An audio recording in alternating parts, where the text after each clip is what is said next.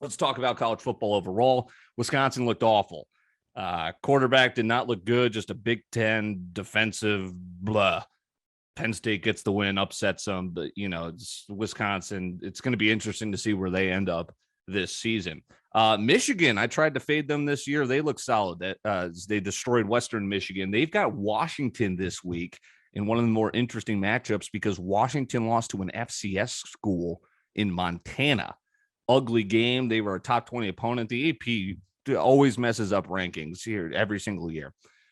So again, Washington, Michigan looks solid. They're a short favorite at home. That's very interesting to me. So Mizzou, Kentucky is a game I'm going to be keeping a close eye on to see how Mizzou will look, kind of get a better look at what the team's all about before they head to Chestnut Hill. How about Miami, Bama? Miami lays a stinker. Their fans are super upset with Manny Diaz, with completely just a lot of high expectation years ending with blunder as they Alabama always has high expectations and they prove on it. Their new quarterback looks great, right? Young, broke records. They finally have like a legitimate air attack now with Tua, Mac Jones. Now they started before it was like, John David Booty at quarterback and AJ McCarron. Now they've got some quarterbacks and some wide receivers in addition to their Derrick Henrys and Mark Ingrams and long lineage of running backs. So Miami did not look good, and now they come home against App State. All right, prove it, Manny Diaz. Let's see it. NC State is facing Mississippi State. Mississippi State, under the coaching of Mike Leach, almost lost at home to Louisiana Tech in week 1. They escaped by 1 point, and now they've got a tough ACC team coming in.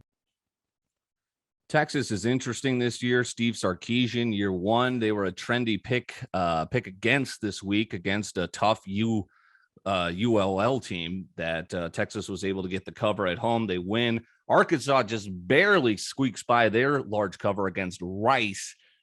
Texas a short favorite at Arkansas. Future SEC conference game for now. It's non-conference. Maybe give Texas a look there. We'll see. It could be a momentous win for Arkansas at home too as well. So that's an interesting game I'm going to keep an eye on, as is Iowa, the battle for it. Iowa State gets the home game. Iowa absolutely stomped Indiana. Stomped was probably the word I was going for there. I was on Indiana. That was stupid. And Iowa looks good. Iowa State, I've told you, I don't like, and they did not look good as a top 10 team against an FCS school. They barely beat Northern Iowa. I guess that was also the battle for Iowa.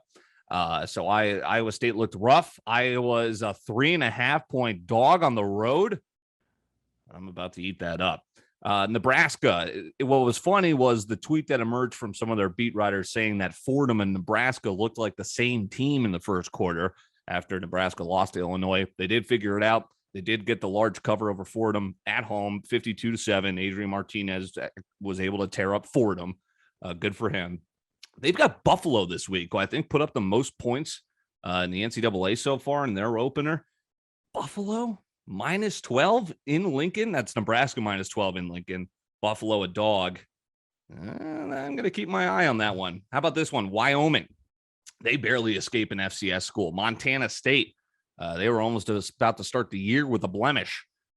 So Wyoming barely escapes. Northern Illinois mentioned that they upset Georgia Tech. Wyoming's favored at Northern Illinois. A little bit fishy to me. And lastly, how about former Boston College quarterback Anthony Brown? Basically lost out his job to Phil Djokovic. He transferred once Hafley came in. He ends up as the starter in Oregon. Good for him. He kind of worked his way up and used Boston College's leapfrog program. But Oregon did not look good against Fresno State.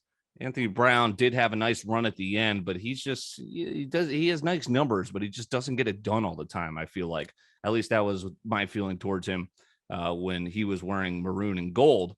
And now Oregon gets a test against Ohio State, who beat Minnesota by 2 touchdowns. Ohio State only -10 at home. Is this going to be another push? Are they going to beat Oregon by 10?